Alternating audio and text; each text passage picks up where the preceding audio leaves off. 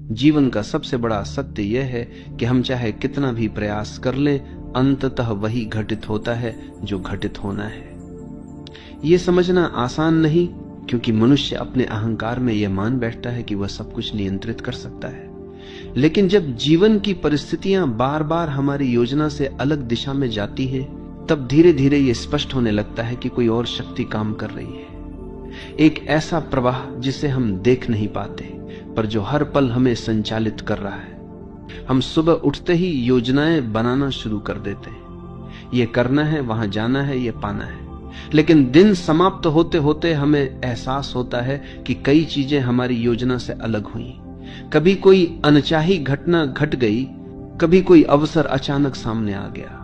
ये सब हमें ये सिखाने के लिए है कि जीवन केवल हमारी योजनाओं का नाम नहीं है, उसमें बहुत कुछ है जो हमारे नियंत्रण से बाहर है, और वही बाहर का हिस्सा असल में सबसे गहरा और सच्चा है।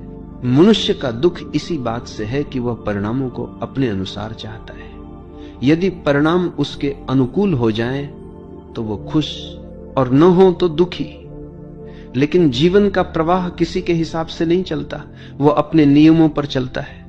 जैसे नदियां अपने मार्ग पर बहती है, पर्वत अपनी जगह स्थिर रहते हैं, सूरज और चांद अपनी धुन में चलते हैं, वैसे ही जीवन भी अपनी धारा में बह रहा है। जब हम इस धारा के साथ बहते हैं तो शांति मिलती है, और जब इसके खिलाफ तैरने की कोशिश करते हैं तो संघर्ष और पीड़ा जन्म लेती है। हम अक्सर सोचते हैं कि हमें सब कुछ अपने बल पर पाना है, लेकिन यदि गहराई से देखें तो जीवन की कई महत्वपूर्ण घटनाएं हमारे किसी प्रयास से नहीं घटी। हमारा जन्म, हमारे माता पिता, हमारा शरीर, हमारी पहली सांस, ये सब हमने नहीं चुना, ये सब हमें मिला। यदि शुरुआत ही हमारे हाथ में नहीं थी, तो फिर अंत तक सब कुछ हमारे नियंत्रण में कैसे होगा? ये समझ हमें विनम्र बनाती है और हमें ये याद दिलाती है कि जीवन एक उपहार है, कोई सौदा नहीं। जो घटित होता है वह हमारे लिए आवश्यक होता है। ये हमेशा तुरंत स्पष्ट नहीं होता। कभी कोई घटना हमें पीड़ा देती है, हमें लगता है कि ये क्यों हुआ, लेकिन समय बीतने के बाद समझ आता है कि उसी घटना ने हमें एक नई दिशा दी, हमें